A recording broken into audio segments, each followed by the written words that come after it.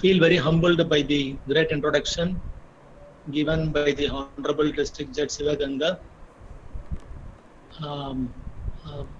Honorable District Judge Karthikeyan sir, and I am privileged that the Honorable Judges are participating in this along with my advocate friends and other junior colleagues. With the blessings of my parents and my senior, I would try to rise up to the occasion with which I was introduced by the Honorable Judge. The end of the class will say whether I have reached the mark or not. And the topic is, as was introduced by the learned Honorable Judge, it is the open court versus in-camera proceedings in a court through camera. என்ன இப்போ நம்ம ஒரு 2-3 மாசமா பாத்தீங்கன்னா எல்லா விஷயமும் video conferencing through camera தான் நடந்துட்டு இருக்கு. ஆகையால இந்த டாபிக் வந்து it will fit to the day. Even though I'm not going to address as to how we can approach a court through video conferencing for this COVID-19 occasion. The topic is, what is the meaning of open court and what are the intricacies in which courts can follow the in-camera proceedings also inside the open court, and what is the necessity for that, and in fact what is the meaning of a open court. For example, நம்ம ஒரு சாதாரண example பண்ணோம்னா, நம்மளோட வீடு இருக்கு, நம்ம வசிக்கிற வீடு இருக்குது, எப்பயும் நம்ம வசிக்கிற வீடு இருக்கு. வீட்டோட வாடற வீட்டோட கதவு பாத்தீங்கன்னா ரெண்டு பக்கமும் திறந்து வைக்க மாட்டாங்க. There will be two division of doors on the right and the left. It is neither fully closed nor fully opened, because it is a house, it is a home where we live in. On the contrary, பாத்தீங்கன்னா police stations, courts, government officers, இந்த மாதிரி விஷயம் எல்லாம் எப்பயுமே ரெண்டு கதவும் நல்லா திறந்து இருக்கும். இது திறந்து இல்லாத பட்சத்துல கதவை சாத்தி ரெண்டு கதவையும் சாத்தி வச்சுட்டாக்கா, எப்பயுமே ஒரு கதவு சாத்தி இருந்ததுன்னா ஒரு சஸ்பிஷன் வந்துடும். என்ன உள்ள நடக்குதுன்னு தெரியல, கதவை சாத்தி வச்சுட்டாங்க. இப்ப நம்மளே எடுத்துப்போமே, போக்சோ கோர்ட்டோட ஒரு ஒரு ஒரு பிரின்சிபல் டிஸ்ட்ரிக்ட் ஜட்ஜ்னு வச்சுக்கோங்க. வெறும் ஸ்பெஷல் கோர்ட் போக்சோனா எப்பயும் கதவு சாத்தி இருக்க போகுது ட்ரையல் சமயத்துல. ஒரு பிடிஜே கோர்ட் உள்ள வந்து ஒரு போக்சோ ட்ரையல் நடந்துட்டு இருக்குதுன்னு வச்சுக்கோங்க. வெளியில இருக்கிறவங்க எல்லாருக்கும் எப்ப கதவை திறப்பாங்க, நம்ம கேஸுக்கு போலான்னு இருக்கோம். இப்ப கதவை மூடியே வச்சுட்டு ஒரு கேஸ், ஒரு ஜஸ்டிஸ் ஒண்ணு கொடுத்துட முடியுமா அப்படின்னு கேட்டா, it depends upon the nature of the case with the court is going to try, and it depends upon the judicial sensitivity with which the case is going to get handled. Okay, now coming to the judgment of the Honorable Supreme Court in Naresh Sridhar Mirajkar versus State of Maharashtra. It is a constitutional bench judgment of the Honorable Supreme Court in 1966, wherein His Lordship Justice Bachawat, along with the other honorable judges, has laid down what is the importance of open court proceedings and whether open court proceedings were in vogue from time immemorial. Their lordships in this constitutional bench judgment, in a paragraph, had succinctly remarked about the quotes of Plato. Plato நம்ம எல்லாருக்கும் தெரியும், பெரிய தத்துவ ஞானி. Plato என்ன சொல்றாருன்னு பாத்தீங்கன்னா, every citizen should attend the court attentively because courts are temples of justice and each citizen is expected to attend the courts. இப்ப என்ன நம்மளுக்கு தெரிய வருதுன்னா, பழைய காலத்துல தீர்ப்பு நீதிமன்றத்துல எப்படி கொடுத்தாங்கன்னா, ஓப்பன் கோர்ட் ப்ரொசீடிங்ஸ் எல்லா மக்களும் போய் என்ன தீர்ப்பு தராங்க, நம்ம என்ன மாதிரியான நாட்டுல வாழ்ந்துட்டு இருக்கிறோம், என்ன மாதிரி டிஸ்பென்சேஷன் ஆஃப் ஜஸ்டிஸ் இருக்குது அப்படின்ற விஷயத்துக்கு பாத்தீங்கன்னா everybody. So Plato says that every citizen is expected to go to court because there what happens, deliverance of justice happens, no secret happens in a court of law. So என்ன பண்ணணும், கட்டாயமா எல்லாரும் போகணும்னு சொல்லியிருந்தாரு. அதே ஜட்ஜ்மெண்ட்ல, கான்ஸ்டிடியூஷனல் பெஞ்ச் ஜட்ஜ்மெண்ட்ல பாத்தீங்கன்னா, there was a reference to just Hegel. He was a social philosopher equally. He says justice is a universal belonging.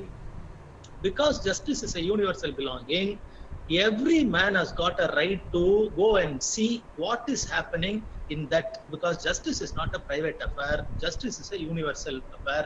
So any man can go and see what is happening there. Then going back further, in the year 1762, a book was wrote by J.J. Rousseau. The name of the book was Social Contract. இப்ப நம்ம எல்லாரும் பாத்தீங்கன்னா என்ன அடிப்படையில ஒரு சமுதாயத்துல வாழ்ந்துட்டு இருக்கிறோம்னா social கான்ட்ராக்ட்ல தான் வாழ்ந்துட்டு இருக்கிறோம். என்ன, நான் வீட்டுல சேஃபா இருக்கணும், என்ன யாரும் தொல்லை பண்ணக்கூடாது, என்ன யாராவது தொல்லை பண்ணா நீதிமன்றம் பாத்துக்கிறதுக்கு இருக்கிறாங்க, என்ன இமீடியட்டா ரெஸ்கியூ பண்றதுக்கு போலீஸ் இருக்கிறாங்க, எனக்கு ஜஸ்டிஸ் கொடுக்கறதுக்கு right from starting from a magistrate court up to the honourable apex court என்ன பத்திரமா பாத்துப்பாங்க. Government there to make loss.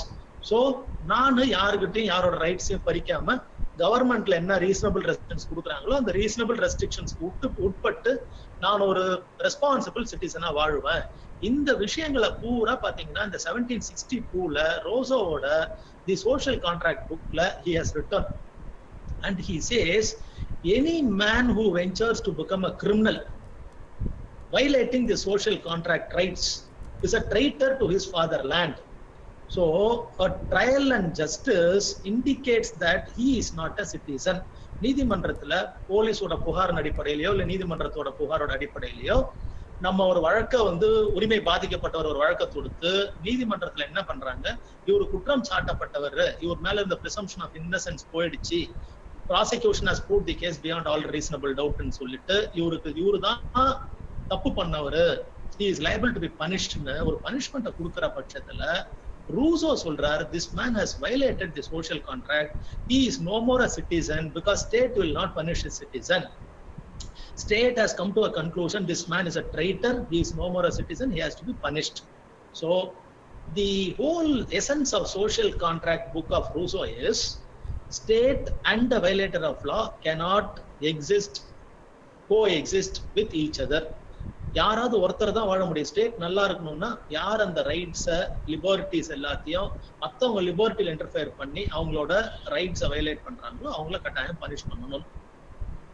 இந்த ட்ரையல் எப்படி, இந்த தப்பு பண்ணவருக்கு என்ன மாதிரி ட்ரையல் நடக்குது, இந்த விஷயத்த போய் ஒரு சராசரி மக்கள் பார்க்க முடியுமா, அந்த கேஸ் கம்ப்ளைண்ட் கொடுத்த விக்டிம் பார்க்க முடியுமா, அந்த விக்டிமுக்கு சார்பா வழக்க போடுறாரு பாருங்க போலீஸ்காரர், அந்த போலீஸ்காரர் ஐஓ அந்த கேசஸ்ல இருக்க முடியுமா, IO through out trial start பண்றதுல இருந்து ஐஓட எவிடன்ஸ் வர வரைக்குமோ இல்ல ஜட்மெண்ட் ஸ்டேஜ் வரைக்கும் ஐஓ கோர்ட்ல பிரசன்ட் பண்ணிருக்க முடியுமா. ஃபேமிலி கோர்ட் கேசஸ் எல்லாரும் நம்ம மீதி இப்ப இந்த மாதிரி கேசஸ் பாத்தீங்கன்னா ஒரு ரைட் வயலேட் ஆகுது, பொதுமக்கள் எல்லாரும் போய் பார்க்கணும்னு ஆசைப்படுறாங்க. ஒரு புருஷன் பொண்டாட்டி சண்டை, ஒரு வீட்டுக்காரர் என்ன பண்றாரு, ஒரு குவார்டர்ஸ்ல இருக்கிறாரு, 2வது மாடியில இருக்கிறாருன்னு வச்சுக்கோங்க, கீழ் மாடியில இருக்கிறவருக்கும் அவருக்கும் சண்டை. திடீர்னு இப்ப 2வது மாடியில இருக்கிறவரோட வீட்டுக்காரமா கோச்சிக்கிட்டு போயிட்டாங்க. இது கீழ் ஃப்ளோர்ல இருக்கிறவருக்கு இந்த விஷயம் தெரியுது. தெரிஞ்ச உடனே இவர் என்ன பண்றாரு, சரி நம்மளுக்கும் அவனுக்கும் பிரச்சனை ஆச்சு, அவன் புருஷன் பொண்டாட்டி சண்டை எவ்வளவு அழகா கோர்ட்ல நடக்குது, 2 பேரும் எப்படி அடிச்சுக்கிறாங்க நம்ம போய் சந்தோஷமா பார்க்க முடியுமான்னா, this man wants to look at that man down in order to understand what is the fight, and this man is not a party to that. This man's right is not going to get affected by the fight or the discord, matrimonial discord of a husband and wife.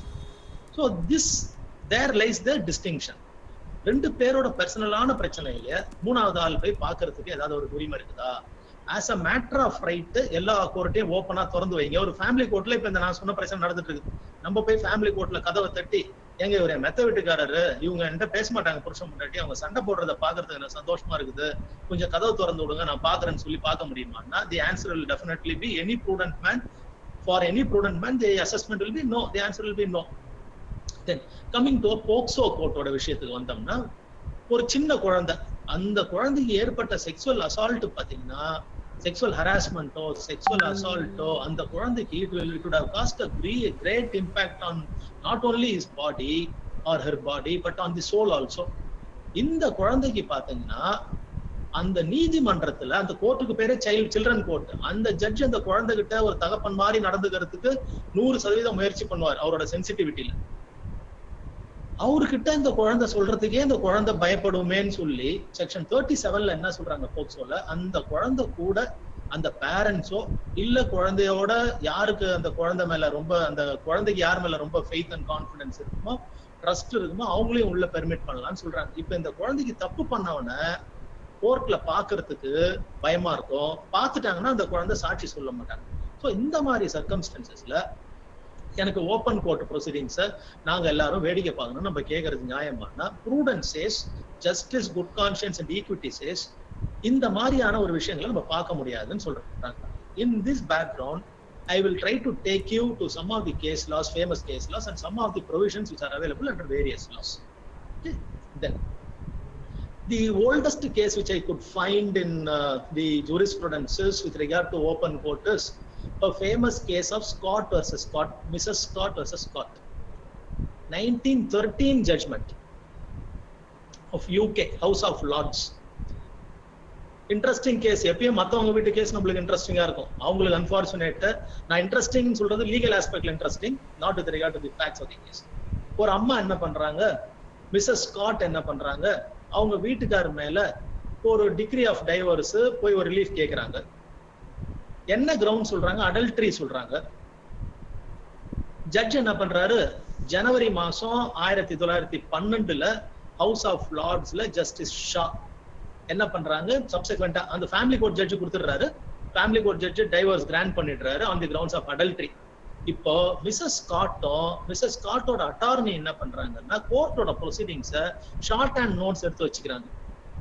இந்த அம்மா போய் இந்த grounds of அடல்ட்ரியில dissolution போட்ட உடனே நீதிமன்றம் என்ன பண்றாங்க, in addition to numbering the family court litigation, they have also permitted the lady to attend the court in camera.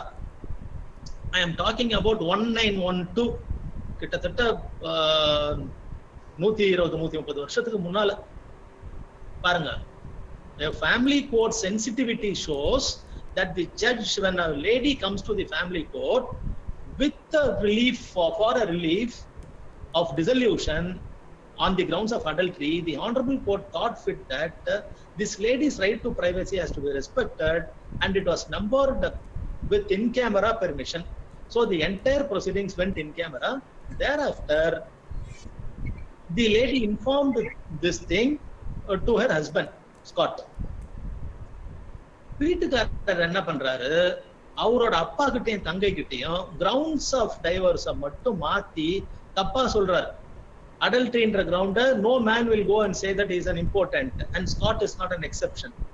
Then in the Mrs. Scott oda மாமனாரும் அந்த சிஸ்டர் இன் லாவும் மிஸ்ஸஸ் ஸ்காட் கிட்ட சொல்றாங்க, என்னம்மா நீ அடல்ட்ரியில டைவர்ஸ் வாங்கினு சொல்றியே, உன் புருஷன் அப்படி சொல்லலாமா, he is saying some other fact ன்னு சொன்னோம்னா, இந்த அம்மா என்ன பண்றாங்க, கோர்ட் இன் கேமரா ப்ரொசீடிங்ஸ் நடந்துட்டு இருக்க போது இவங்க அட்டார்னியோ எழுதின ஷார்ட் அண்ட் நோட்ஸ இவங்க கிட்ட கம்யூனிகேட் பண்றாங்க. இங்க பாருங்க, கோர்ட் ப்ரொசீடிங்ஸ் இதுதான், இந்த கிரவுண்ட்ஸ்ல தான் நான் பிரேயர் கேட்டிருந்தேன், இந்த கிரவுண்ட்ஸ்ல தான் ஆனரபிள் ஜட்ஜ் எனக்கு டைவர்ஸ் கொடுத்தாரு.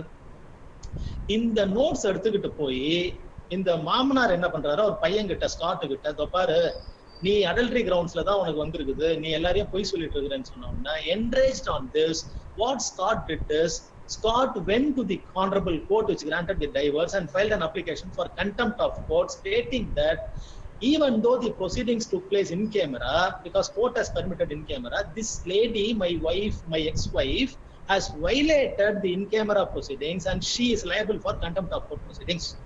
And this went up to the honorable court of House of Lords.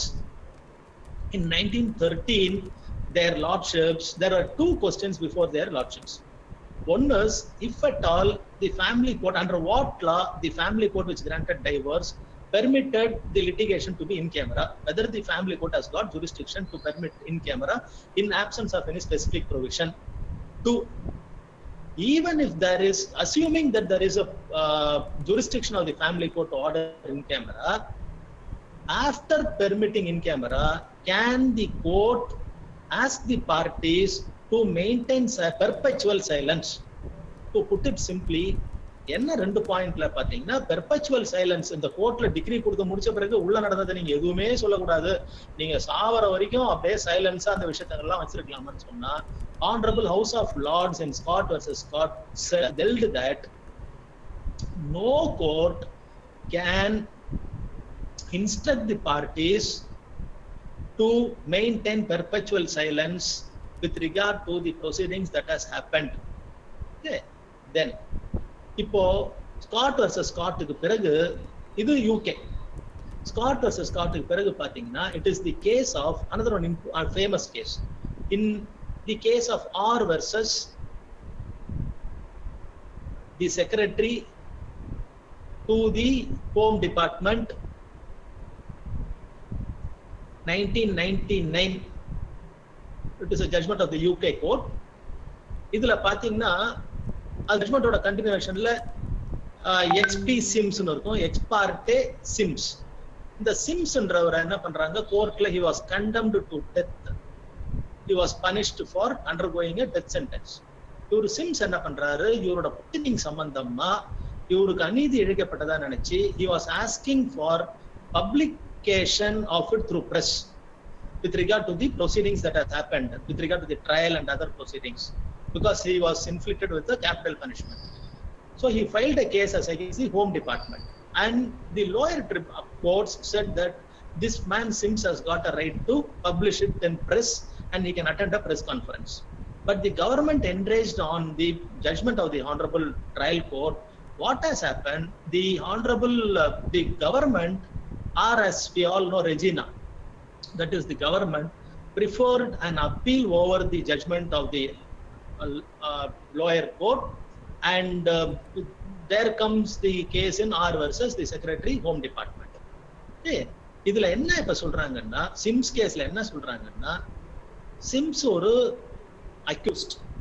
After he faced the trial, he was convicted for capital punishment.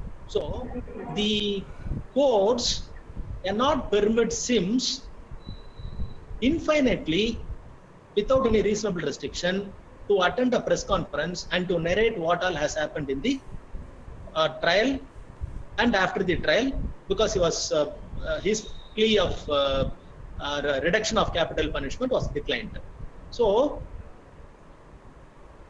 the right which a person claims to publish something after the conclusion of trial is curtailed. That means a open court proceedings not be and should not be mistaken that எல்லா ப்ரொசீடிங்ஸும் எல்லாரோட ப்ரொசீடிங்ஸும் எல்லாருக்கும் கட்டாயம் தெரியணுமா தெரியக்கூடாதான்னா, the legislature has ultimately given this right to the judiciary to protect it with regard to the sensitivity of the case, with regard to public policy, with regard to the sovereignty of the country, with regard to morality of the country, and so on and so forth. Then ஒரு proceedings கோர்ட்ல நடந்துகிட்டு இருக்கிற போதே, for example இப்ப இந்தியாவில் எடுத்துப்போம், article 19(1)A right to freedom நம்ம எல்லாருக்குமே தெரியும். இப்போ நான் சொன்ன யூகேவோட கான்டெக்ட்ல இன்னொரு லேட்டஸ்ட் கேஸ் சொல்லிட்டோம்னா will come to India. With regard to the UK case in Blue versus Ashley, it is in the case of Blue versus Ashley 2017 UK. இவர் ப்ளூன்றவர் பாத்தீங்கன்னா he is an insurance banker. Then Ashley was a owner of a sports club and a sports director. இவர் இந்த insurance banker blue என்ன பண்றாரு, இந்த ஆஷ்லியை கூப்பிட்டு போய் 24ஆம் தேதி ஜனவரி மாசம் 2014 என்ன பண்றாரு, அவரு கூட சேர்ந்து ஒரு பார்ல போய் தண்ணி சாப்பிடுறாரு அவரு கூட. அப்ப சந்தோஷமா ரெண்டு ஆஷ்லி என்ன சொல்றாரு, நீங்க வந்து என்னோட ஆஷ்லி சொல்றாரு, என்னோட ஸ்போர்ட்ஸ் டைரக்டரோட கம்பெனியோட ஷேர்ஸ் எல்லாத்தையும் நான் நினைக்கிற அளவுக்கு எல்லாம் மேஜிக்கலா ஒரு வருஷத்துக்குள்ள ஜம்ப் ஆகி என்னோட ஷேர் வேல்யூ எல்லாம் இன்க்ரீஸ் ஆச்சுன்னா நான் உங்களுக்கு வந்து 15 மில்லியன் உங்களுக்கு தரேன்னு சொல்றாரு. எங்க நடக்குது, பார்ல நடக்குது. 15 மில்லியன்ஸ் உங்களுக்கு தரேன் ஒரு வருஷத்துலன்னு சொல்றாரு. 6 மாசம் கழிச்சு என்ன பண்றாரு, ஆஷ்லி ப்ளூக்கு $1 மில்லியன் தரார் with regard to trade transactions. Blue என்ன நினைச்சுக்கிறாரு, ஓஹோ நம்மளுக்கு லக் அடிச்சிடுச்சு, அந்த 15 மில்லியன் பவுண்ட்ஸ் தரேன்னு சொன்னாரே அன்னைக்கு பார்ல. ப்ளூ என்ன ஆயிடுச்சு, ஆஷ்லி சொன்ன உடனே கொஞ்சம் நஞ்சம் வந்து அந்த மயக்கமும் தெளிஞ்சு போச்சு. மனுஷனுக்கு பாத்தீங்கன்னா மயக்கமா இருக்கிற நேரத்துல கூட பணத்தை பத்தி பேசினா மயக்கம் தெளிஞ்சு, ஆஷ்லி மயக்கத்துல சொல்றாரு, ப்ளூ பாத்தீங்கன்னா மயக்கம் தெளிஞ்சு ரொம்ப அளவுக்கு இல்லாத ஆசையில வந்து அதை கேட்டுக்கிட்டு, blue was in fact thinking that a contract has come to force in the bar itself by way of an oral agreement between them. And Ashley, as to Blue, Ashley thought that the Blue will get $15 million in a year. Enraged by this, what Blue was asking with Ashley, எங்க என்னோட உங்களோட share rate எல்லாம் ரொம்ப ஏறி போச்சே. Ashley is also accepting that ஆமா ஏறி தான் போச்சு, ஆனா நான் பார்ல சொன்ன விஷயம் it is not an agreement or contract ன்னு சொல்றாரு. Enraged over this, Blue goes to the court in the month of February 2015.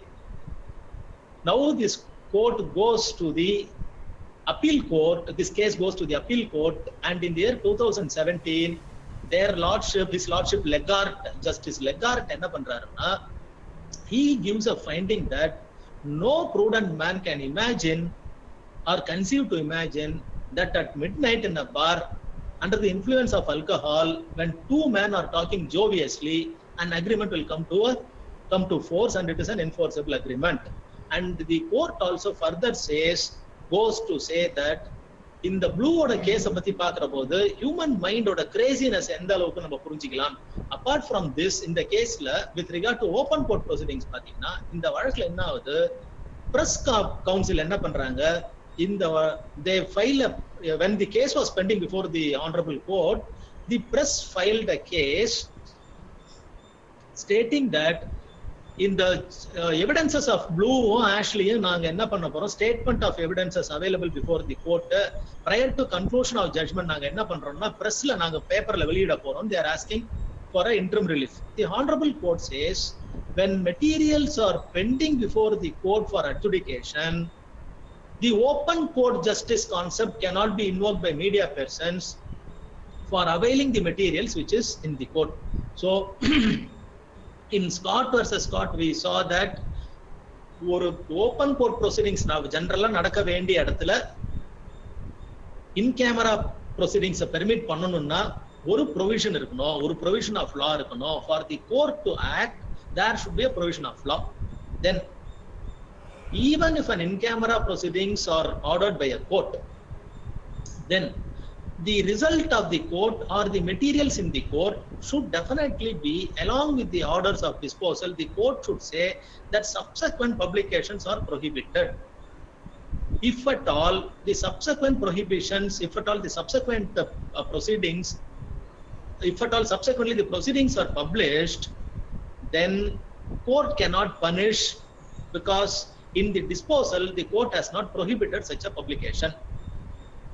In the case of which I referred, in the case of R versus Secretary pathina, publication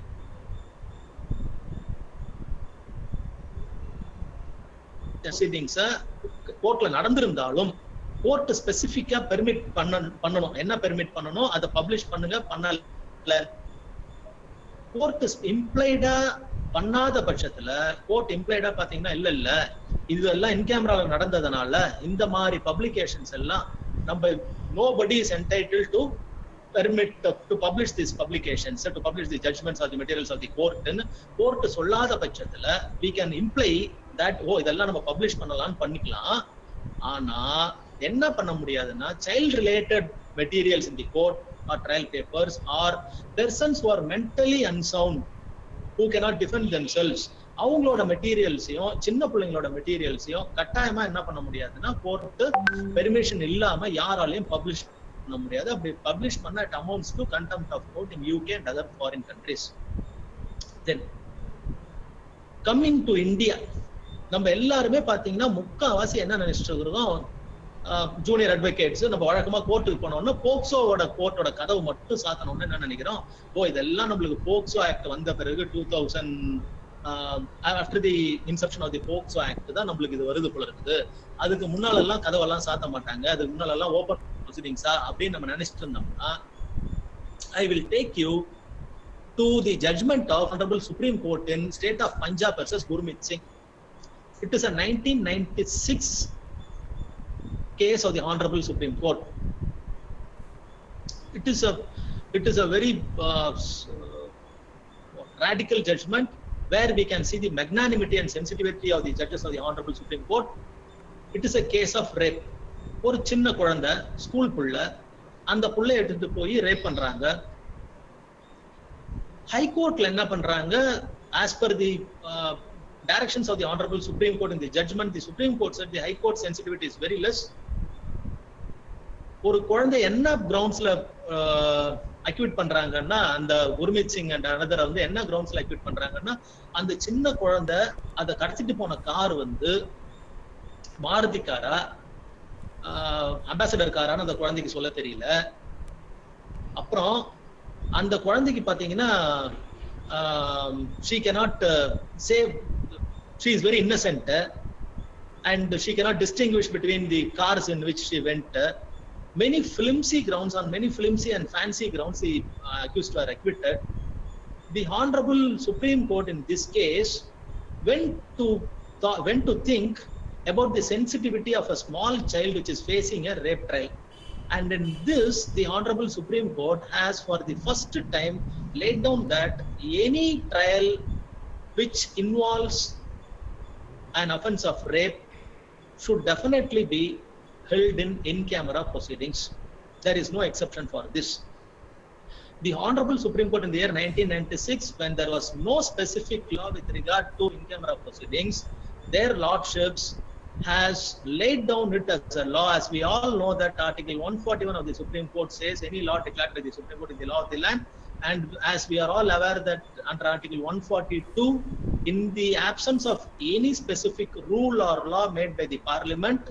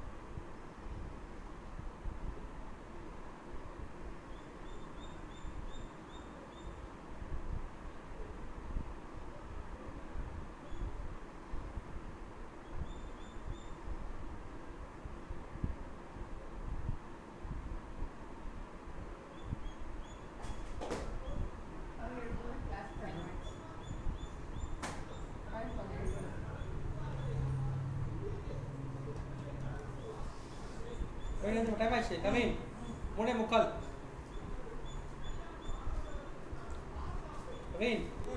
come in time ஆச்சு. எழுதுரு. இது எப்படி download பண்ண காட்டுது? இங்க பாரு. இது எப்படி download பண்றது இது? come in. இங்க பாரு.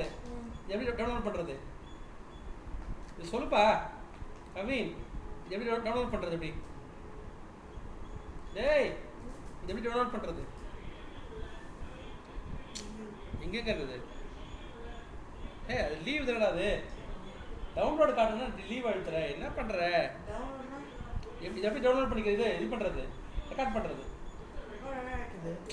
அவங்க எங்கேயோ பண்றாங்க, நம்ம பண்றதுக்கு பண்ண முடியாது.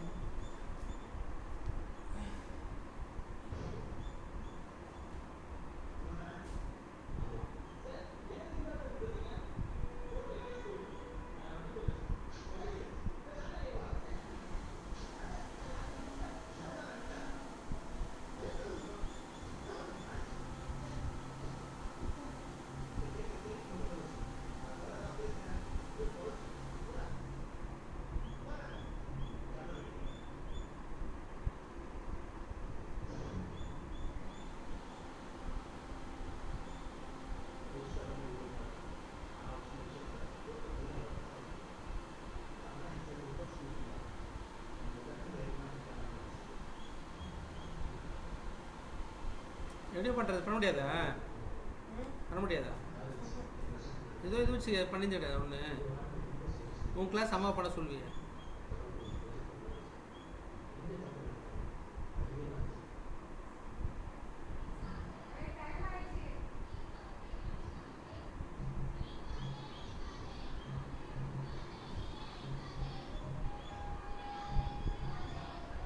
விஷயத்தை அக்யூஸ்டும் தெரிஞ்சுக்கணும். ஏன் அக்யூஸ்ட் தெரிஞ்சுக்கணும்னு பாத்தீங்கன்னா article 21 will stare at everybody's face, including the accused, the defense and whoever it is.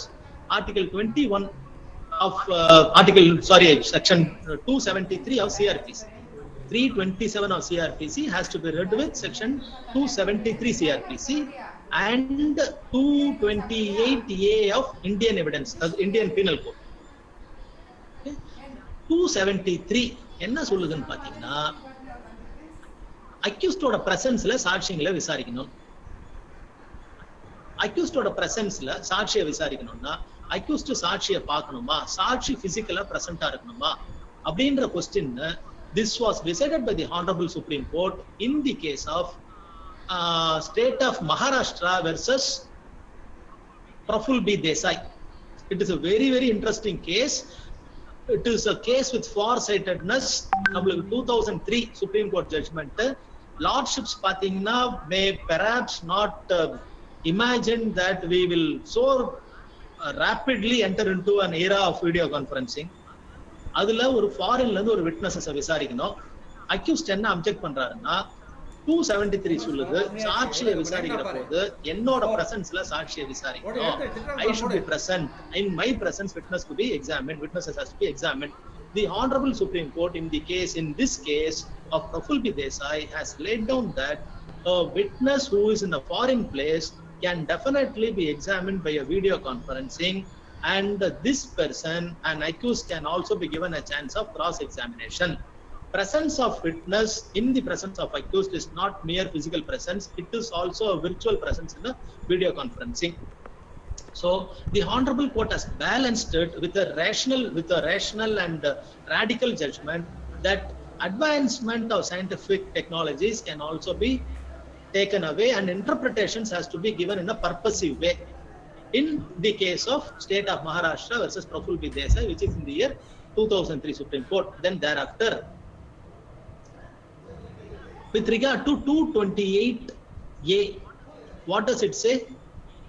Any person who publish any identity of a person who is a victim of a sexual offense, he shall be punished for a period up to 2 years. Okay. For that, I will come to the judgment in a later point of time in this discussion. Then, இப்போ இந்த right பாத்தீங்கன்னா இன் கேமராவோட ரைட்ட ஒரு civil பார்ட்டிக்கும் ஒரு criminal ட்ரையல்ல witness ப்ரொடெக்ஷனுக்கு மட்டும்தான் கொடுக்கலாமான்னு பாத்தீங்கன்னா அப்படி கிடையாது. I am taking the attention of you all to section 265A of chapter 21 capital A, which deals with plea bargaining. 265A to 265L deals with plea bargaining. In this, the provisions, section 265 capital B4 deals with the judge's power. It is a mandatory thing. The judge has to definitely do that. Whenever plea bargaining proceedings, what is a plea bargaining proceedings? It is a latest insertion in the criminal law where if at all the accused repents for his crime and he appears before a court of law with an affidavit stating that நான் இந்த தப்ப பண்ணிட்டேன், ஆகையால நீங்க criminal ட்ரையல நடத்தி டைமை waste பண்ண வேணாம், நான் கோர்ட்டார்கிட்ட நான் தான் பண்ணேன்னு சொல்லி ஒத்துக்கிறேன். This is not amounting to pleading guilty. Okay, this is plea bargaining. So he will raise this plea with the honorable judge, and the honorable judge receiving the affidavit will call for the other party, the complainant, and the complainant along with the advocate will come, the prosecutor will come. Then when everybody is present, the court will examine the accused alone in camera. Enna, suppose we will imagine A is arraigned in a case of murder, okay, which is punishable up to death or life. So he comes to the court and files an application for plea bargaining. Is it entertainable? No. The law says, provisions 265A says, up to L it says, this plea bargaining is available only for offences which are not punishable above a period of 7 years. And this plea bargaining cannot be raised by the accused, it cannot be invoked by the accused for offences which are with regard to the offences with regard to against the child, then offences as against women. So for all this he has to definitely undergo the ordeal of trial. Okay, இப்ப 7 வருஷத்துக்குள்ள ஒரு 324ல வராரு, வந்து என்ன பண்றாரு, ஐயா நான் தப்பு பண்ணிட்டேன்னு ஒரு அஃபிடவிட் தராரு. ஜட்ஜ் என்ன பண்றாங்க, அந்த அஃபிடவிட்டை வாங்கிக்கிட்டு அக்யூஸ்ட முன்னாடி முதல்ல பாத்தீங்கன்னா இந்த ப்ளீ பார்கெனிங் ப்ரொசீடிங்ஸ்ல அஃபிடவிட்டை மட்டும் வாங்கிக்கிட்டு அக்யூஸ்ட விசாரிக்கிறாங்க. என்னன்னு விசாரிக்கிறாங்க, இன் கேமரால நீங்க உங்க மேல போலீஸ் வழக்கு போட்டிருக்காங்க, உங்களுக்கு ட்ரையல் நடத்துறதுக்கு உங்களுக்கு அருகதை இருக்குது, உங்களுக்கு ட்ரையல் நடத்துறதுக்கான ரைட்ஸ் இருக்குது, சிஆர்பிஸ்லயும் ஆர்டிகல்ஸ் ஆஃப் தி கான்ஸ்டிடியூஷன்ல ரெலவென்ட் ப்ரொவிஷன்ஸ் ஆஃப் கான்ஸ்டிடியூஷன்ல இருக்கு. இத மீறி உங்களை யாராவது கம்பல் பண்ணாங்களா? To ascertain the voluntary nature of the accused pleading guilty before the court by way of plea bargaining, the honorable court has to satisfy judicially whether this man is voluntarily coming for a plea bargaining. So this will happen only in an in-camera proceedings. So the parliament in its wisdom and the honorable courts are benevolent enough to treat both the accused on the one side such that his rights are not violated, and on the other side to see to that the victim's rights are balanced. So it is basically the existence of with the rights of the accused along with protecting the dignity and the rights of the victim. So it is state versus victim versus accused. The concept which we are talking about with regard to court versus in-camera proceedings deals with three aspects which are very vital and equally important. Then thereafter coming also பாத்தீங்கன்னா section 36ல என்ன சொல்றாங்க, போக்சோல அந்த சின்ன குழந்தை ட்ரையலை face பண்ற சின்ன குழந்தை accused trial சமயத்துல பார்க்கவே கூடாது. 36 சரி, இந்த போக வரதுக்கு முன்னாடி victims of offense, rape offense, sexual assault offense இது உங்களுக்கு beautiful man in case of Saki versus Union of India, those four things. I think Srijit Ayat and Durai Ami Raj and audio clear இருக்குங்க. Click கேக் இப்ப கேக்குது. Okay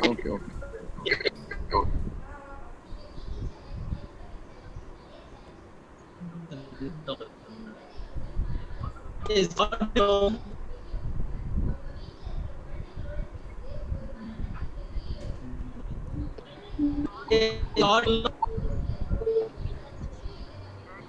கேக்கல trouble இருக்கு.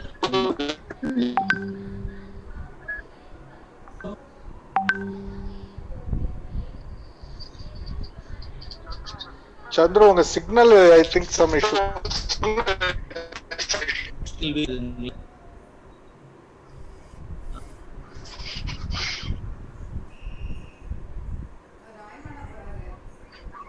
பேசுங்க பார்க்கலாம்.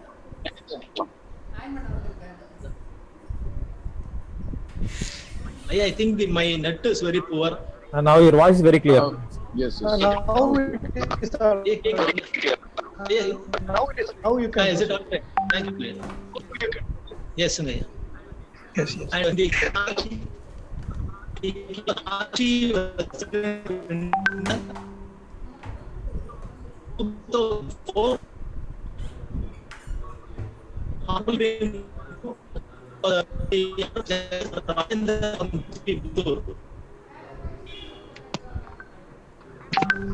Again, it is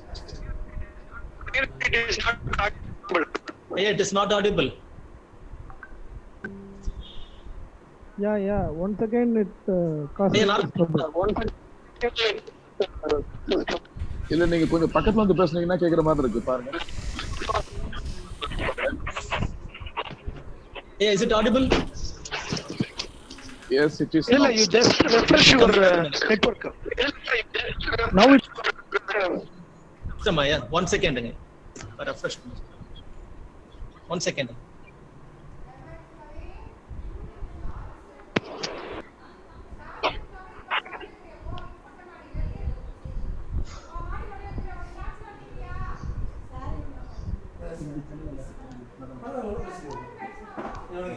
வரைக்கும் பண்ண மாட்டீங்களா? டவர் மேடம் வேற ஏதாவது மேடமோட டவர் கனெக்ட் ஆயிருக்கா? படம் பார்க்குறீங்க? போன ஏதாவது கனெக்ட் ஆயிருக்குங்க. ஏ லாஸ்ட் ஒரு 5 நிமிஷமா தான் ஆகுது. நீ பாரு, நான் மாடிக்கு போகிறேன். எனக்கு அந்த வயர் கொடு. தான் அரிசி பசங்க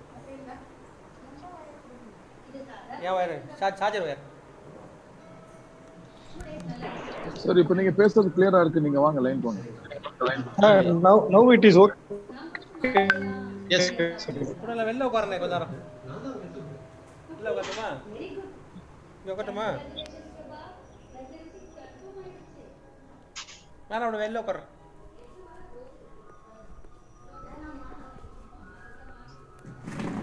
கன்டினியூ பண்ணுங்க ப்ளீஸ். ஏ ஆடிபிள்ங்களா? Yes yes you Yes, very clear. Visible. Yes, Yes, sir. sir. கேக்குது. Then I was discussing. I'm sorry for the inconvenience. It is because of the poor net. So kindly bear with me. Then I was discussing about the case of Sakshi versus Union of India. This was a very foresighted application filed by an NGO. இந்த Sakshi NGO என்ன பண்றாங்கன்னு பாத்தீங்கன்னா, Honorable Supreme Courtல போய் they are asking for a prayer. என்ன prayer கேக்குறாங்கன்னா, அவங்களுக்கு எவ்வளவு ஃபார்சைட்டட்னஸ் பாருங்க. 375ல இருக்கிற பெனிட்ரேஷன் பீனல் பெனிட்ரேஷன் இன் வெஜினா மட்டும் கிடையாது, பாக்கி இடத்துல இருக்கிற பெனிட்ரேஷனுக்கும் இன்சர்ஷனுக்கும் Honorable Supreme Court should make a direction that all sorts of insertions or penetrations in any female should be declared as rape ன்னு சொல்லி கேக்குறாங்க. எப்போ கேட்டாங்க? It is in the year of 2004.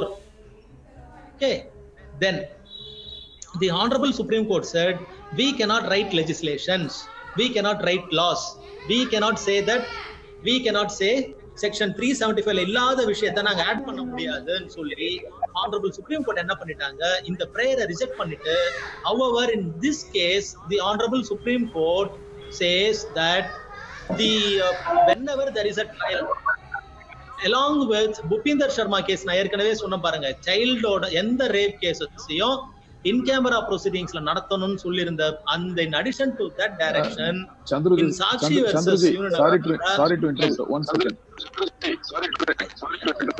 There are Telangana officers and officers from other state also. So please stick to English. ஓகேங்க. Thank you. நைஸ்ங்க. Nice. And I have referred to the case of Sakshi versus Union of India, 2004 Supreme Court by Lordships Rajendra Babu and GP Mathur. In this case, a petition was filed under Article 32 by the petitioners asking for a relief to amend or to include in provisions of Section 375 or to give a wider interpretation in Section 375 to read that all sort of penetrations and insertions to any part of the body of a girl, child or a woman has to be construed as rape. However, the Honorable Supreme Court said that the court has got a limitation and it cannot expand the provisions of Section 375. And this was declined by the Honorable Court under Article 34. However, in Sakshi versus Union of India, the Honorable Supreme Court has added some of the reliefs which it has already granted in Bhupinder Sharma, stating that all the proceedings for the offences of rape should be in camera. Along with that, the Honorable Supreme Court said, has passed an order that whenever any offence with regard to women, particularly sexual offences like rape, the victim should be prevented by a screen from the accused side of the accused, but the accused should be in an audible position. See, in all these provisions were subsequently amended. All these prayers which were sought for by the petitioners then some 15 years back were subsequently made laws by way of criminal amendment. That is the reason I am referring to Sakshi, because it is all forerunners prior to Mukesh versus NCT, where you all know that in Mukesh versus NCT, it is famously called as Nirbhaya's case. The Honorable Supreme Court has made drastic changes in juvenile justice under the POCSO and also under the IPC, CRPC and evidence. And before the criminal amendment, prior to Mukesh versus NCT, famously called as the Nirbhaya's case, Sakshi is a forerunner, and Bhupinder Sharma versus state of HP is also a forerunner, and state of Maharashtra versus Praful B. Desai is also a forerunner. With regard to the fact of Bhupinder Sharma versus state of HP, this case, I am discussing this case with regard to section 228A of IPC. In 228A of IPC, it prohibits any publication with regard to offences involving a woman, especially with sexual offences. It says no person without the permission of the court should disclose any proceedings with regard to a woman, especially with regard to offences of rape. Okay, but this will not bar the investigating officers using or recording the name of the victims. Then what happened in Bhupinder Sharma versus state of HP, when we go through section 228A of IPC, disclosing of names of victim, high courts and supreme courts are placed above. The high courts and these restrictions are not applicable for high courts and supreme court while they deliver judgments. However, their lordships in their magnanimity and sensitivity, in the case of Bhupinder Sharma, I will tell the fact of the case. It is a small child. The child is of 16 years old. The child was going through a forest side and she is asking for, the child was going through a forest road and she was going out of the house to purchase medicine for the first time. So she was asking for the whereabouts of a medical shop. And in the when the way of medical shop, she was asking the en route to the medical shop, she was asking for the way to a woman. The woman shows two boys who are on a bike and she says that these boys are aware of the topography and you can go along with these boys. These two boys take her inside a forest and this girl was raped. Okay. And when the girl has escaped out of them after the partial rape is over, she runs out of the forest and when she reached the road, she saw an ASI of police along with the patrolling party. And this ASI, he rescued the girl along with the police party. He goes inside the forest where the girl alleged that she was raped to see nobody in that place. Thereafter, this Bhupinder Sharma was arrested by the police investigation and Honorable High Court on flimsy grounds stating that the evidence of the prosecutrix was not corroborated, the Honorable High Court has acquitted the accused. Honorable Justice, I beg everybody to read the judgment in Bhupinder Sharma to understand the pain Honorable Court undertakes in deliverance of justice and the anguish which the court expresses when a judgment was passed. Their lordship says it is an uncivilized way, it is an uncivilized approach that the court says that I will not believe the testimony of uncorroborated testimony of a prosecutrix. Perhaps the uncorroborated testimony should definitely instill the credibility, instill the faith, or it should be reliable. That is apart. And in Bhupinder Sharma's case, his lordship, Justice Arijit Pasayat, was very vociferous in delivering a judgment. In para 2 itself, their honorable the lordships, in para 2 of the judgment, they say that even though high courts and supreme courts were not restricted by 228A of the IPC for disclosing names, take it as a responsibility that the victim's name will not be the judgment of the High Court. And throughout the length of Bhupinder Sharma case, what happened is they have mentioned her as a victim to the whole thing that no victim's name of a rape should be disclosed in any judgment. This was discussed because we cannot, under open court justice, we need not try to be more inventive to understand what is happening in a court. So the courts are respecting the rights of a victim equally, as they are weighing the right of a person to understand what are judicial proceedings and how it is taking place.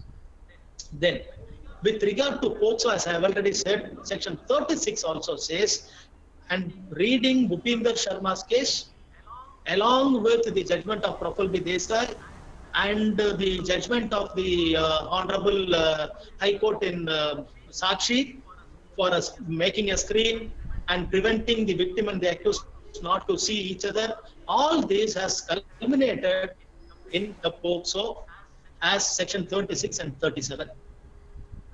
36 says a victim child should never be put into the eyesight of a accused.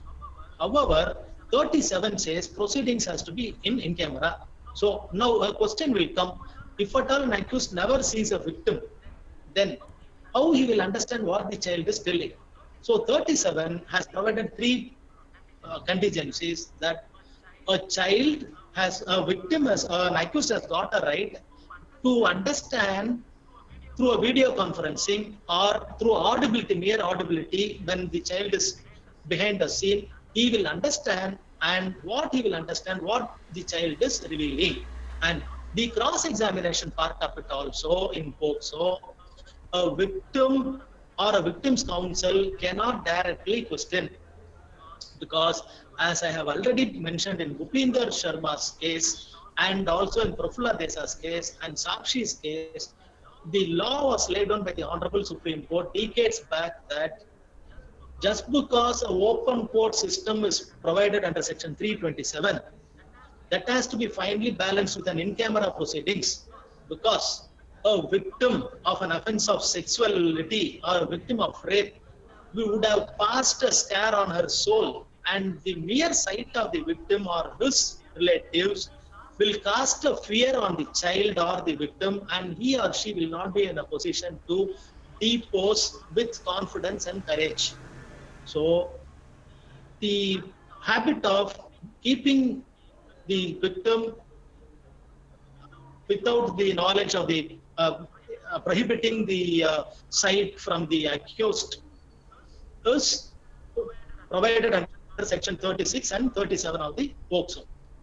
Then coming to whether an investigating officer can be permitted inside or not, because whether the investigating officer, these two rights, an open court right and an in-camera right, what is the role of an investigating officer?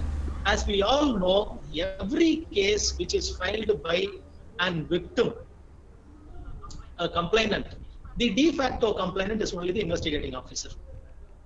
And His Lordship, Honorable Justice Krishna Iyer, when he was a lawyer, practicing lawyer before the Honorable Kerala High Court, he, when defending the accused, enraged on the presence of an investigating officer, he agitated before the Honorable Court that investigating presence of investigating officer during the trial, from the very inception of the trial, right from PW1's evidence, will cast a fear on the minds of the witnesses, because we all know that any statement recorded by the police, right from section 160, 161 and 162, it has got less evidential value unless it is deposed by that witness in the court of law. Then only it becomes a substantial evidence, or it is not admissible as a piece of evidence.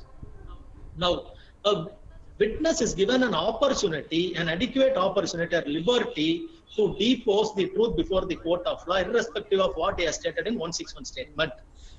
But if at all the witness wants to retract from what he has stated before the police, and if the presence of the investigating officer may at times become a hindrance to this witness to reveal the truth, or psychologically the witness will not want to retract from what he has deposed already before the police officer.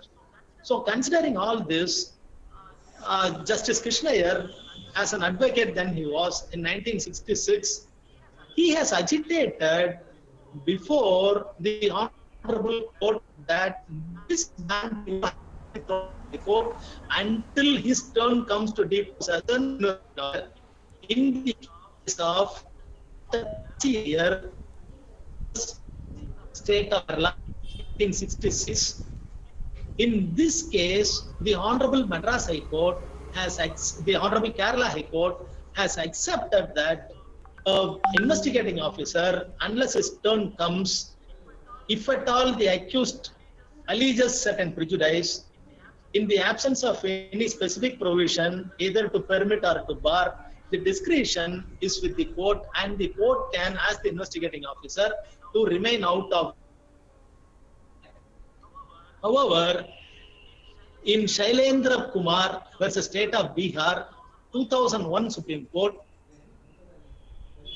the Honorable Supreme Court has laid down that since investigating officer is an essential party to a trial,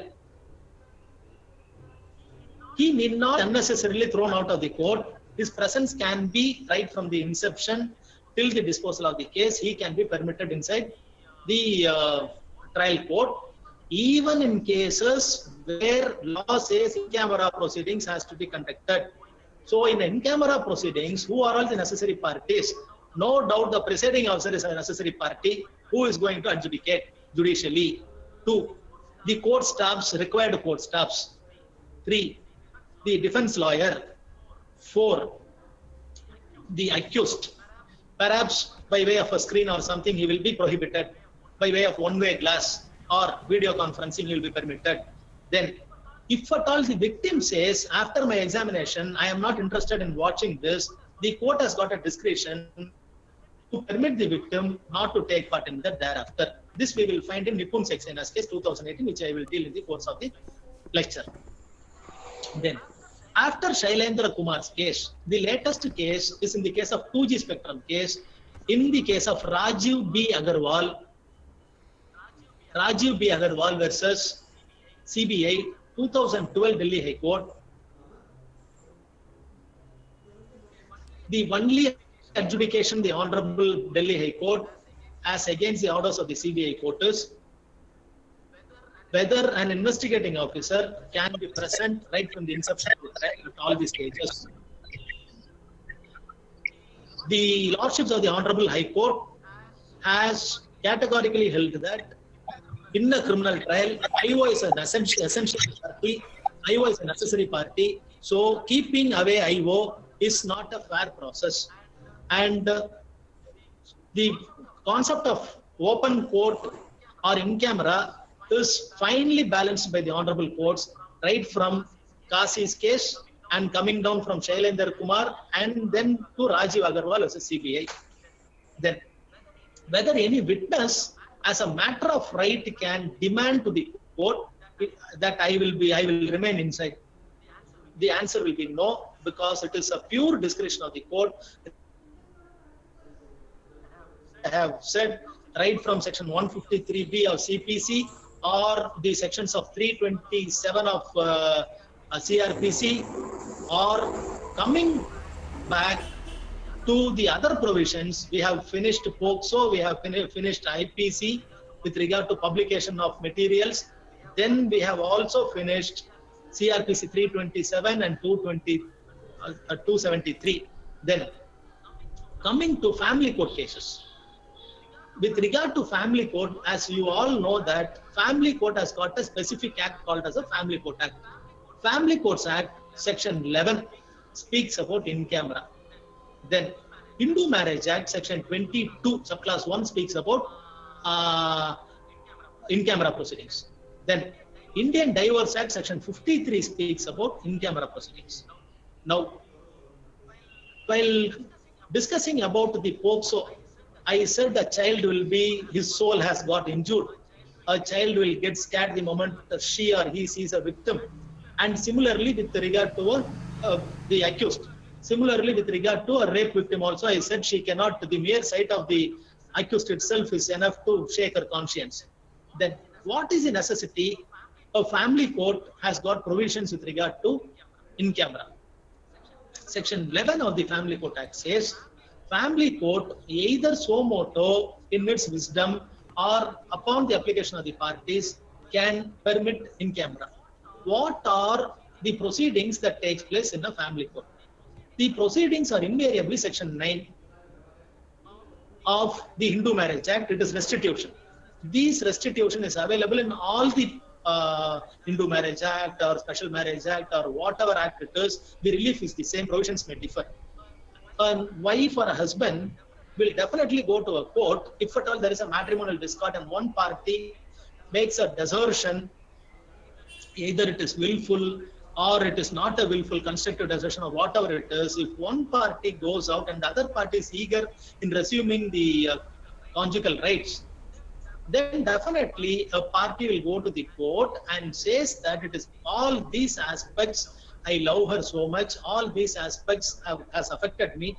So on these grounds, I want her to come back and resume restitution of conjugal rights. Now, a third man who is hearing all this will definitely underestimate either of the parties, and the reputation of them in the society will go down. And a third party is a party who is in no way connected to hear this. And if at all a judge is going to pass an order directing the wife to go and live with the husband or vice versa, a third party is a third party, and he is in no way either going to have any detriment or betterment out of this judgment. So he has no need to see what is going to happen in this case. Perhaps every man, a neighbor or a person residing in the same apartment will be eager what is happening and what is, because we will always be eager in other man's stories. But court has struck a balance that it is a personal affair of a man and a woman, so you are not permitted inside. Then come to the provisions of section 13 of the Hindu Marriage Act. As we all know that 13 speaks about dissolution of marriage, that is divorce. There are various grounds. What are the grounds to just hurry up in a moment? Adultery. Either of the parties will go to the court on the grounds of cruelty, or a husband will go and say that my wife is in adultery, or either of the parties may go and say that my husband or the wife is suffering from virulent diseases or sexually transmitted diseases. We do not know whether these allegations will be true or not. Only the Honorable Court, after going through all the papers, the materials, after considering all the materials by way of oral or documentary, will come to a conclusion that the allegations are either proved or it is not proved or disproved, it is false. Suppose if the Honorable Court allows a third man to come and see, like an exhibition article, and the wife alleges that the man is suffering from AIDS or STD or whatever it is, and all the medical reports falsifies the claim of the wife, you can kindly imagine how this the reputation of the wife or the husband will come down in the eyes of the society. So the Honorable Parliament, the Parliament in its legislation has given the wisdom of the court to come to a conclusion whether in-camera proceedings is necessitated or not.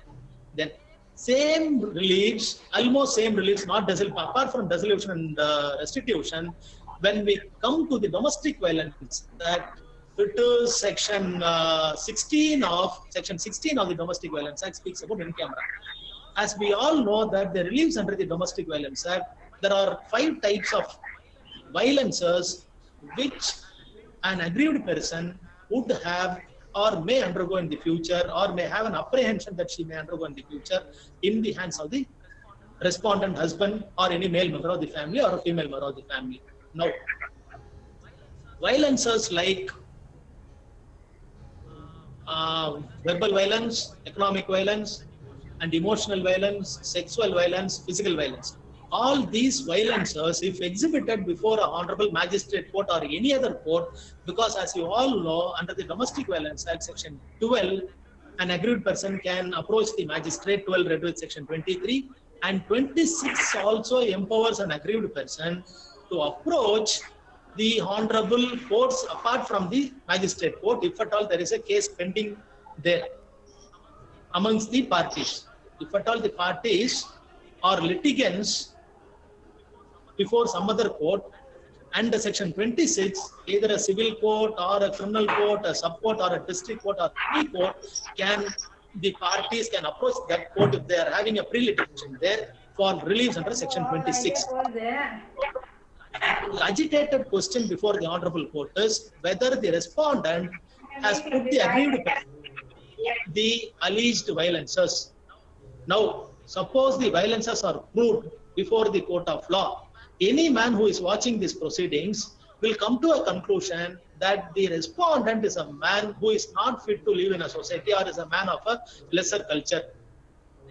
Then suppose if it is all disproved or if it is not proved, then the man who was seen as or the man who was almost like an exhibition, people around in the court of law, in a public court, people would have seen this man as an exhibit and they would have thought that this man is not fit to live in a society.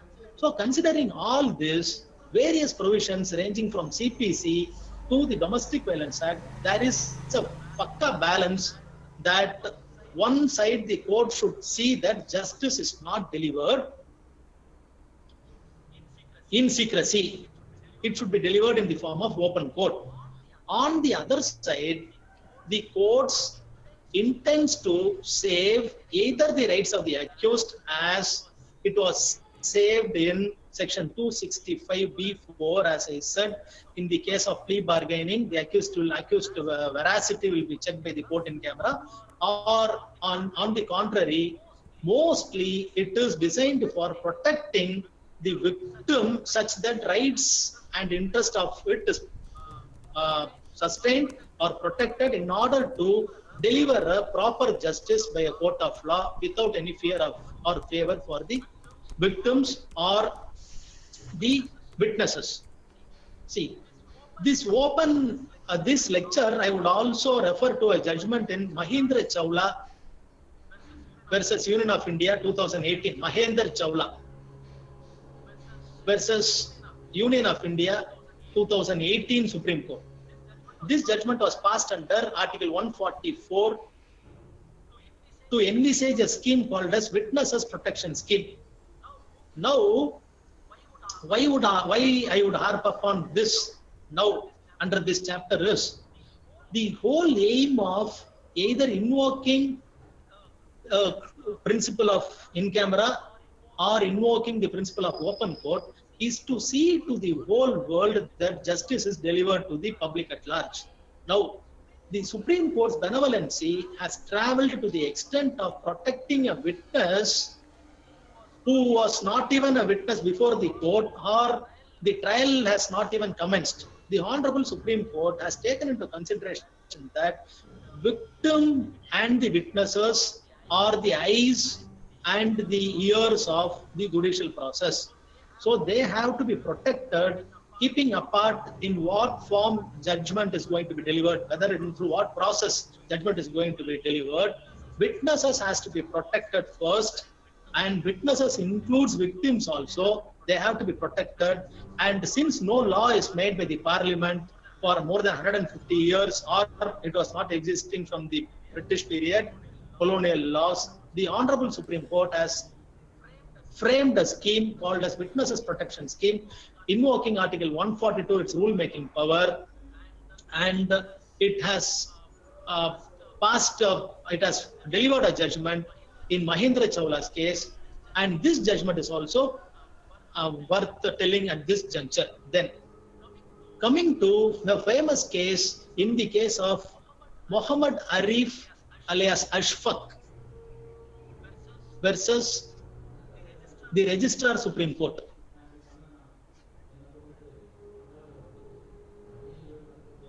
(2014) Constitutional Bench. As we all know, any capital punishment case will not see the light. We all know that the judgment in a murder case or any case warranting a capital punishment will definitely be tried by a sessions court. Sessions court can pass an order of capital sentence. And this capital punishment cannot be executed by the sessions court, and the sessions court, after passing an order of capital sentence, has to refer it, and he becomes a referral judge, and the proceedings before the Honorable High Court under sections 366 of CRPC, read with 368, 369, which speaks about division bench. Whenever sessions court passes an order of death, the sessions judge is duty bound to become a referral judge and to send all the records for confirmation before the High Court, asking the High Court for confirming this order of the Sessions Court. And the High Court should deal this through a division bench, and it has to be confirmed, appreciating all the evidences afresh, whether the logical inference derived by the Honorable Session Judge is perfect or perverse. And thereafter, after if it was confirmed by the Honorable High Court, then it can be, the capital sentence can be invoked by way of a death warrant. Then, now comes the role of the accused as an appellant before the Honorable Supreme Court. And usually, the criminal appeals, mostly it will be under Article 136 to the Honorable Supreme Court, and also it is under Article 134. Okay, then after the criminal appeal is disposed, what the appellant will do, appellant accused will do, he will once again come to the Honorable Supreme Court under Article 137 and Articles 145 for a death review petition. In this death review petition, up to 2014, what was happening is that the Honorable Supreme Court, because the Honorable Supreme Court has disposed of the appeals in threadbare, the Honorable Supreme Court thought it need not give open court arguments, or it need not give the appellant once again an opportunity of an open court argument on the same issues. However, in 2014, in the case of Muhammad Arif alias Ashfaq versus the Registrar Supreme Court, he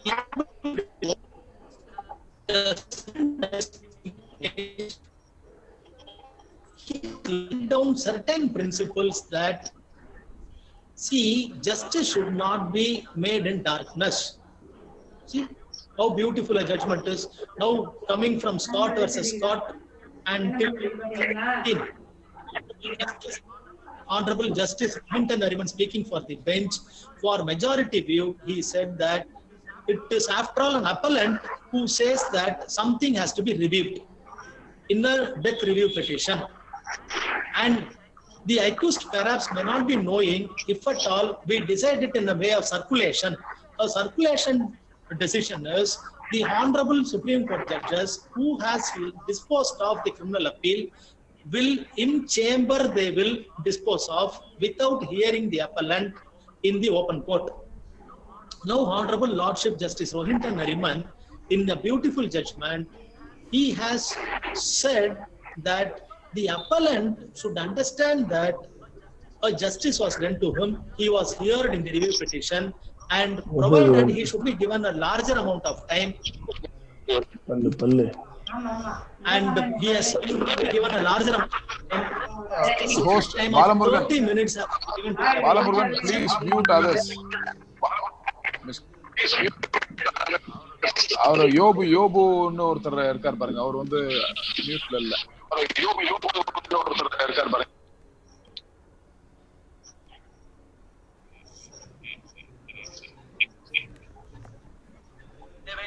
Hey, we're starting here. Yes, please. Yes, Ali. Yes, sir. And in this case, so the Honorable Lordship has prescribed that justice should not be done in darkness. One, an appellant who feels that a death review petition has to be heard in open court should not be deprived of an opportunity to dispose it in the darkness. So, in chamber proceedings of Honorable Supreme Court judges were deprecated, and the Honorable Supreme Court has laid down certain formalities of disposing it by giving an opportunity in open court. Then, however, in this case, His Lordship Chellameswarar dissented and said that it is the content of the disposal which matters, and it is not the means that matter, it is the ends that matter. Okay, so starting from Scott versus Scott, the intention of all these laws may it be a civil law or a domestic violence law or a criminal procedure code or a family court law, the intention is for deliverance of justice. And weighing it with Plato's remark that every human being, every citizen should go and witness a trial. Even today, any person can go to a court, he can seek the permission of the court, and he can see whatever is happening.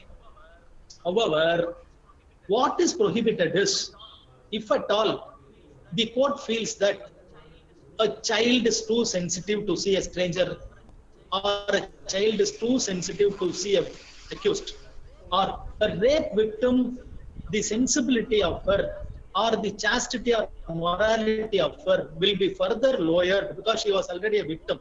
If the court feels that it will be lowered, then if the court in a matrimonial court feels, in a matrimonial case feels that the parties' decency, the parties' reputation would be lowered in the eyes of the general public, or even if a civil litigation, the cross-examination of the parties is not up to the mark, or the court feels that the cross-examination need not be heard by the parties at large, then under all these circumstances, the golden scale is given only with the judiciary to see to that either the open court procedure or the closed court procedure, that is otherwise an in-camera proceedings, has to be followed or not. Then the last judgment which I could find is, it is Nipun Saxena, a very interesting judgment. I would request all the participants, my junior members of the bar, to read Nipun Saxena versus Union of India.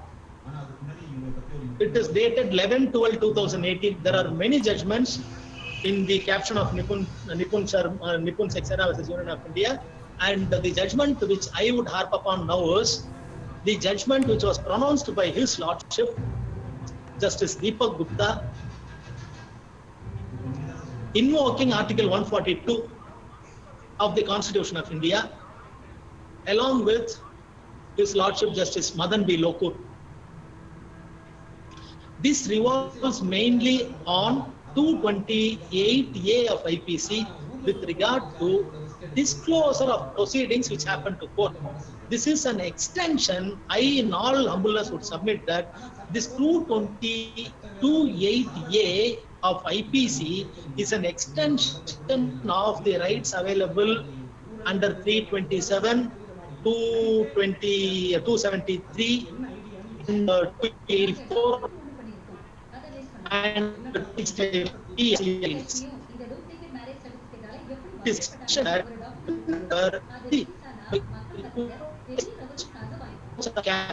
That something happens in camera. What will happen if it is published by a third party, thinking that no, you have ordered only for in camera, you have not said anything about the publicity. So we are publicizing the identity of the person, we are publicizing about the identity of the victim, about the witnesses, what is the content which you have said. All these are restricted under the benevolent provision of 228 capital A of IPC. And their lordships, in this case of Nipun Saxena versus Union of India, they have relied upon a case law of the Honorable High Court of Calcutta in Bijoy versus State of West Bengal. It is a judgment of the Honorable Calcutta High Court in 2017. In that, there are a slew of annexures as to findings as to what all should be done by the investigating agency also. Because as I have already mentioned, 228A gives an extra investigating agency and the amount.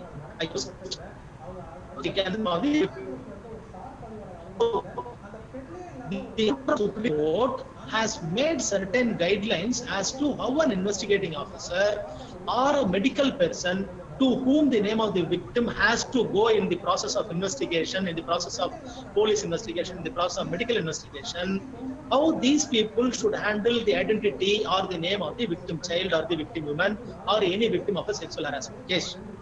But for the finding of the name of the victim in the FIR, in all other proceedings, it has to be the investigating agency can conceal the name and they can give a name like X or Y or whatever it is. Then, how a charge sheet has to be filed in certain cases. See, the identity, the Honorable Supreme Court has went to the extent of thinking that you take the name, so what will happen? The trial will happen, give substitution as or whatever it is. And in our sheet, the Honorable Court says, you put the charge sheet in a cover. So right from registration of FIR, with regard to the law laid down in Nipun Saxena's case, their lordship's benevolency and sensitivity has gone to the extent of explaining that she is a victim of crime. And she doesn't want to disclose her identity. It is rather not an exhibition to put her in an exhibition to the whole world at large. Her name has to be concealed. Obviously, in the affair, it will be. Subsequently, in all the process, it has to be in a sealed cover. Up to it is filed in the court. And in judgment also, as I have already referred in the case of Bhupinder Sharma, their lordships in the year 2003 itself have mentioned that even the High Court and Supreme Court will take the assignment of not mentioning the name. So, Bhupinder Sharma is a forerunner of Bijoy's case or the forerunner of Nipun Saxena's case. It is all to safeguard the morality and to safeguard the deeds of to give her a new life in the eyes of society. Suppose we will think 228A, the tail of 228A says, if at all the victim, for example, in an acid case, in an acid attack case, in Lakshmi versus, I think it is Lakshmi versus Union of India 2014 case, where a free state will be given to all acid of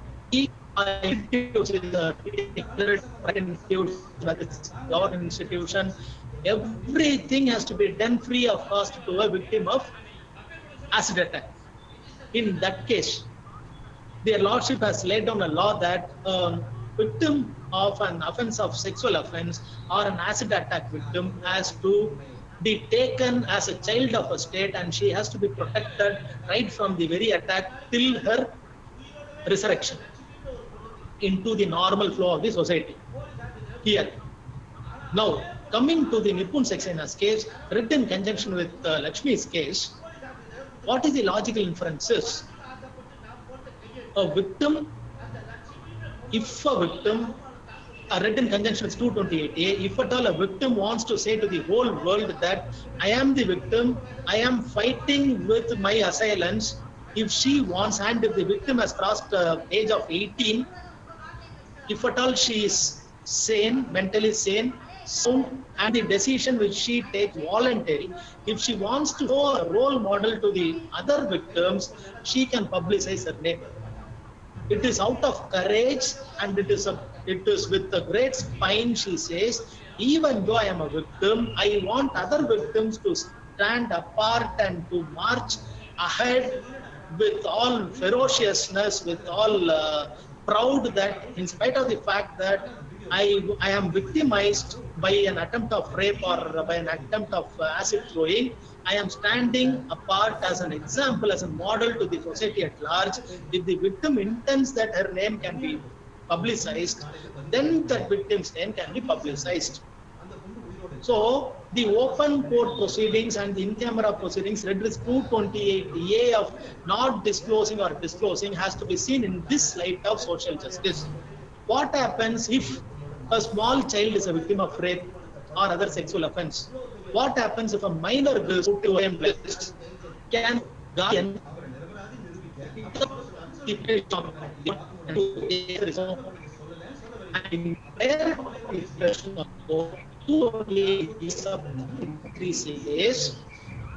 the guardian should inform it to a committee which the state or central government should follow, should make.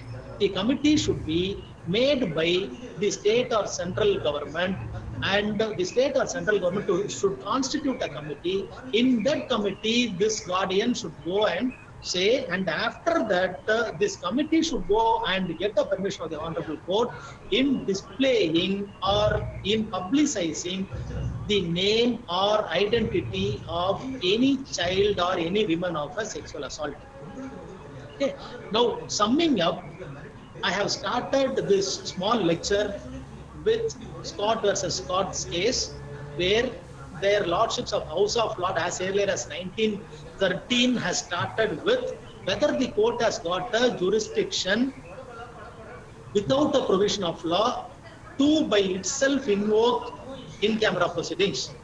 One. Then, if at all the court invokes a provision, can be to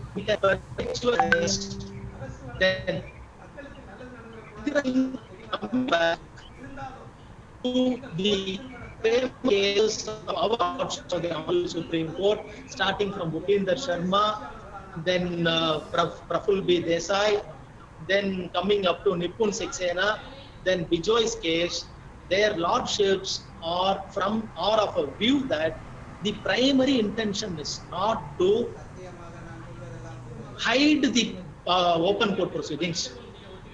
See, the general law is open court proceedings is the rule of law. Why? What are they doing there? They are rendering justice. Whether justice, in the words of Rohinton Nariman, Honorable Justice Rohinton Nariman, in the case of Muhammad Arif's case, whether justice should be dealt in secrecy, whether justice should be done in darkness, no. Because a public should view that, oh, it is like this the courts are working. See, in this view, I will also take your kind attention to the applications pending before the Honorable Supreme Court with regard to opening a channel of the Supreme Court proceedings in a TV. A public channel, it is there. I think their lordships are partially accepted for that, and a trial has to be made to distinguish. All things will go there properly.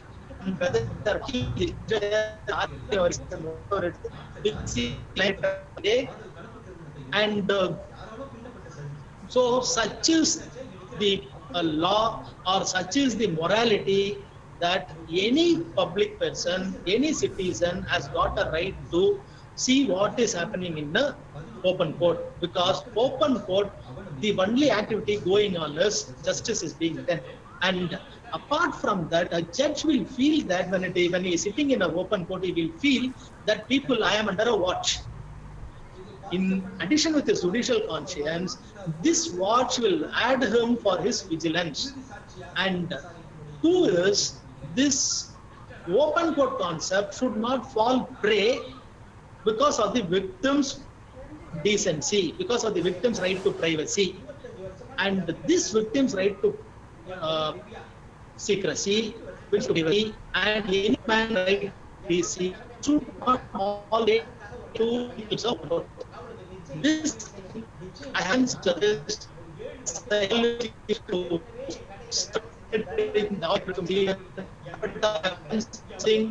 useful in this webinar. The credit should go to my senior who has taught me law. And I thank the Honorable District Judges, Honorable Judge Lingeswaran Ayya and Honorable Judge PDJ of Sivaganga, Judge Karthikeyan sir, for inviting me and giving me an opportunity to address this august occasion. And as usual, now I think I have to face an ordeal of question session. Answers not guaranteed, only I will make a try. Thank you so much for giving me an opportunity. Thank you, Chandruji. Mr.